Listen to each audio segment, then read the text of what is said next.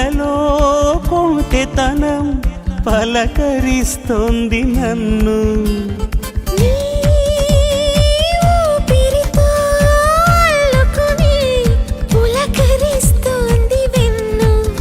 అలవాటు పడిన ఎద చీకటింట సరికొత్త వేకువై రావా. కిరణాలు పడని తెర చాటులోని ఏకాంతమే వదులుకోవా.